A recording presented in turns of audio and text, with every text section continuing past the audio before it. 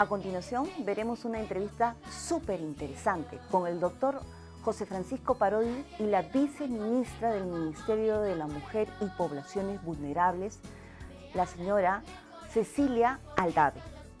Veamos. Mi abuelita, Tamilita, ellos son mis abuelos. Hola amigos, hoy hemos venido al Ministerio de la Mujer y Poblaciones Vulnerables para conversar con la viceministra del sector, la doctora Cecilia Aldave. Bienvenida. Muchas gracias. No, a ustedes por recibirnos. Están en su casa. Gracias. El Perú, al igual que América Latina, está envejeciendo rápidamente. La esperanza de vida a los 60 años es 23 años más. ¿Qué tan preparado cree que usted que está nuestro país para afrontar el tema de envejecimiento? Bueno, la brecha que tenemos para afrontar el envejecimiento es grande. En verdad, como país todavía no estamos preparados, no tenemos las condiciones, pero estamos trabajando desde el Estado, desde el Ministerio de la Mujer y Poblaciones Vulnerables, para generar las condiciones para atender a esta cantidad de personas que poco a poco nosotros vamos envejeciendo cada vez más. Hay todo un trabajo desde la estructura del Estado que tenemos que trabajar en varias líneas, desde las políticas públicas, que es toda la normatividad. Tenemos ahí desafíos, tal vez después me voy a centrar también en lo que son las políticas públicas que estamos construyendo en materia de personas adultas mayores, los servicios públicos que tienen que darse desde una lógica de gestión descentralizada también, porque tenemos el nivel nacional, el regional y el local, que tenemos obligaciones frente a las personas adultas mayores, pero tenemos sobre todo un gran desafío que es el cambio cultural. Como poco a poco nos vamos dando cuenta de una sociedad mucho más individualista que no da esta retribución que debemos de tener y esta mentalidad de protección hacia las personas adultas mayores. Pero no solamente protección en términos de verlos como personas en situación de indefensión, sino personas que puedan aportar a la sociedad desde una lógica de envejecimiento activo, un envejecimiento que sea a partir del reconocimiento y valoración de todo lo que hayan aportado ellos, ¿no? Usted que ha tenido contacto en Francia, dice que Francia, lo que Francia envejeció en 120 años, México lo hará en 20. Pero claro, con la misma cantidad de dinero y tiempo. ¿Cuáles son las principales líneas de política que usted cree que van a hacer que esta brecha que usted nos contaba cambie? Antes de eso, usted de 0 a 10, ¿cuánto cree que nos falta para estar preparados? Bueno, Pregunta fácil, difícil, ¿eh? Tampoco puede ser fácil todo. Sí, la verdad es que nos falta por lo menos un 7. Okay. Es bastante lo que nos falta en términos de cuánto estamos preparados. ¿Cuáles serían ¿no? las principales líneas que están desarrollando? Nosotros, en primer lugar, lo que tenemos que dar es un ordenamiento a todas las entidades del Estado. Por eso, entre las políticas públicas priorizadas y que han sido aprobadas para el sector, son 4 políticas. Una de ellas, la Política Nacional de Igualdad de Género, que ya ha sido dada, promulgada.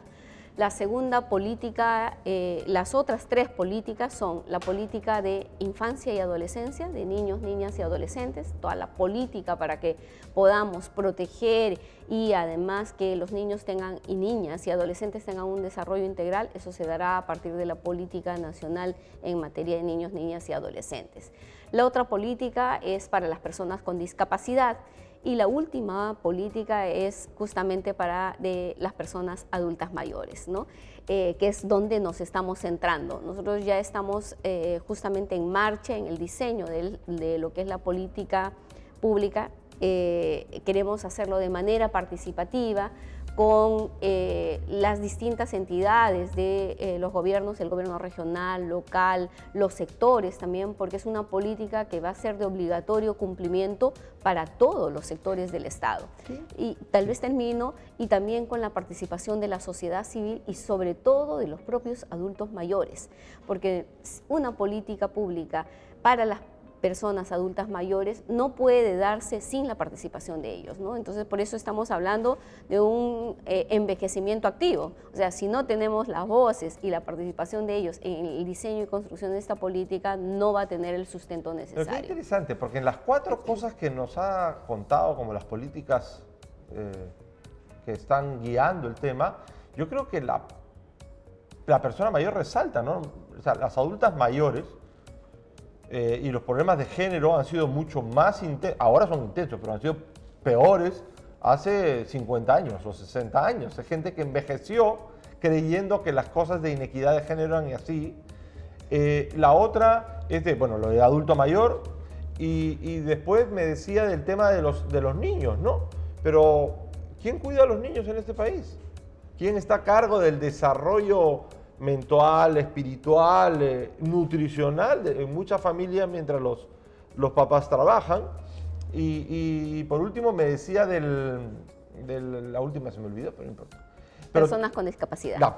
Personas con discapacidad, la cual es mucho más frecuente en personas mayores. No es normal, pero es mucho más frecuente. Entonces, en las 4 políticas que usted nos contaba como las más importantes en este momento, la persona mayor tiene un highlight, ¿no? Tiene una bandera. ¿Qué tan incluido? ¿Cuál es la inclusión, el grado de inclusión social que tiene la persona mayor, el ciudadano adulto mayor, sabiendo que es el segmento de población que más rápido crece en este país? Bueno, en realidad nosotros estamos trabajando muy fuerte para generar un cambio de mentalidades porque una de las formas de exclusión social son justamente el tema generacional, tanto para los niños, niñas y adolescentes como para las personas adultas mayores, ¿no? Se han generado en nuestro país brechas, ¿no? Y que finalmente de no reconocimiento y de exclusión en la participación de estas personas adultas mayores, ¿no? Lo que usted señalaba es cierto, muchos adultos mayores, mujeres y hombres, mayoritariamente mujeres, se encargan del cuidado de los niños, de sus nietos, etc. Y hay un aporte económico enorme. Por otro lado, su patrimonio también son puestos a disposición a la economía familiar. Las pensiones muchas veces también contribuyen a esa canasta familiar que ayuda mucho a que las personas puedan, las familias puedan salir adelante. Pensión 65 no es solo para el adulto mayor. No exactamente. Entonces, aquí hay un trabajo muy fuerte de reconocimiento del aporte de las personas adultas mayores.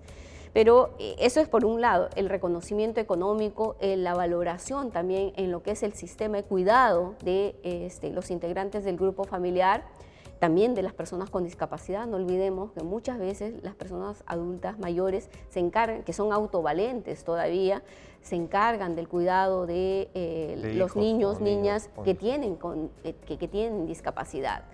Eso es algo que hay que reconocer, pero por otro lado también creo que hay que retomar el reconocimiento de los saberes que tienen y de la experiencia de las personas adultas mayores, ¿no? En otros países tenemos las universidades de la experiencia que te abren justamente la posibilidad de que los adultos mayores puedan ingresar y tengan ese intercambio con los jóvenes tan necesario para los aprendizajes. O entre ellos, ¿no? También. O entre ellos también. ¿Cómo se hacía una caja de tal forma, de tal otra? Sí. Exactamente, ¿no? Entonces sí hay un trabajo importante que tendrían que ser o que tienen que ser promovidos. Ya lo están haciendo algunos gobiernos regionales, gobiernos locales también, los CIAMS, por ejemplo, que son sumamente importantes para que las personas sean reconocidas, valoradas por la sociedad.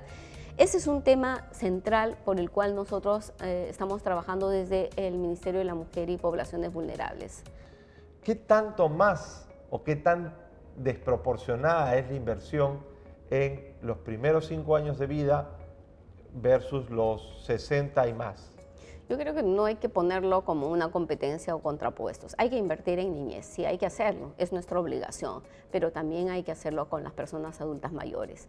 El desafío que tenemos a partir de la Ley de Protección para las Personas Adultas Mayores y el reglamento que ha sido aprobado es justamente generar las condiciones e implementar un servicio de atención a las personas adultas mayores en situación de desprotección. Eso requiere el destinar recursos para justamente que este servicio funcione. Nosotros día a día vemos distintos casos de vulneración de derechos de las personas adultas mayores, desprotección, violencia patrimonial, violencia física, psicológica, el no reconocimiento, la no valoración. En general hay una serie, o abandono en general de parte de los integrantes de la familia hacia esta persona adulta mayor. Aquí hay un trabajo muy fuerte que es el gran desafío que tenemos nosotros como el Ministerio de la Mujer y Poblaciones Vulnerables, que es de generar un servicio porque estamos obligados a emitir resoluciones administrativas de protección frente a estas personas adultas mayores. Al igual que se tiene en el caso de los niños, niñas y adolescentes un servicio especializado que son las unidades de protección especial. Desde este año nosotros estamos empezando en Lima a tener estas unidades o equipos que dictan medidas administrativas de protección frente a las personas adultas mayores cuando sus derechos son vulnerados. Y además lo importante es que esta resolución administrativa tiene carácter vinculante. Son obligatorias para las partes, para las familias, pero también son obligatorias para las distintas entidades del Estado. Ahí quería llegar. ¿Qué debe ser una familia? Pobreza o no, pues porque a veces es complicado, que dice, miren, ¿sabes qué? Yo ya no puedo hacerme cargo de cuidar a mi mamá o mi papá o mi abuela. No puedo, no lo puedo hacer. No me dan mis condiciones, no puedo cuidarla. ¿Qué hace?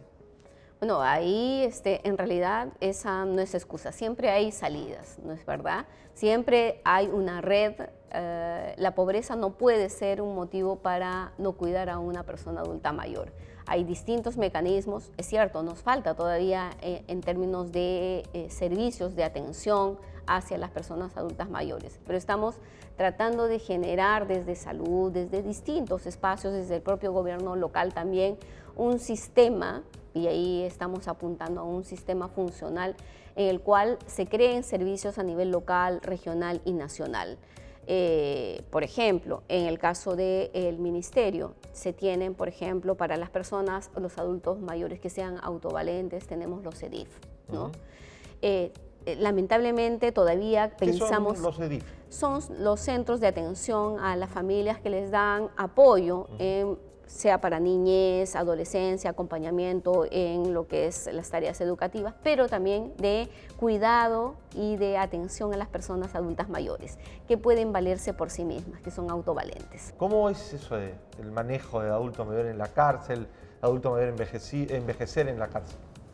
Bueno, es un tema, vamos a trabajar con mucha fuerza eso seguramente con el nuevo director del INPE, César Cárdenas. Varios proyectos tenemos con madres en cárcel, con niños pequeños. Este es el otro tema también que vamos a abordar, ¿no? Es una situación difícil, sobre todo si para una persona adulta es muy difícil la situación de cárcel, también para un adulto mayor lo es, ¿no? Ahora, en general hay una serie de beneficios a los cuales se puede acoger la persona adulta mayor y esperemos que esos beneficios puedan ser ¿Vive usted con algún adulto cumplidos. mayor? Tengo toda una familia de adultos mayores, ¿no? Sí, mi mami es adulta mayor. ¿Su abuelita? Mi suegra, mi suegro, abuelitos ya no tengo. En general tengo un buen número, los domingos son prácticamente de adultos mayores. Muy bien. Dígame. No, le decía que los domingos en realidad son espacios en los cuales interactuamos las generaciones y eso es lo bonito en familia, ¿no? Tengo cerca de 6 adultos mayores en casa. ¿Y son útiles? ¿Aportan a su familia? Por supuesto, claro que sí, aportan, todos tienen un envejecimiento activo. Qué y bueno. lo tienen, siguen algunos trabajando todavía en la universidad, otros aportando a través de los SIAM, que deciden ser, por ejemplo, una era contadora, ha decidido seguir aportando como contadora también dentro de este grupo. En general, yo creo que reconocer, ¿no?, el trabajo, la experiencia de las personas adultas mayores le hace mucho bien a las nuevas generaciones, ¿no? Mis hijos, por ejemplo, se benefician de los saberes de los adultos mayores, de sus experiencias. Recordemos que los niños, niñas y adolescentes aprenden a partir de las experiencias de los otros. Entonces, los adultos mayores tienen muchas cosas que enseñarnos y nos enseñan a no cometer errores también, ¿no? Entonces, y además a persistir en aquello que les ha resultado bien a ellos también, ¿no? Me están matando por el tiempo, pero no me importa. ¿Cómo se ve usted en 30 años? ¿Cómo quiere envejecer? Yo quiero envejecer activamente y aportando, me gustaría eso. Muy bien, muchas gracias y seguimos con el programa.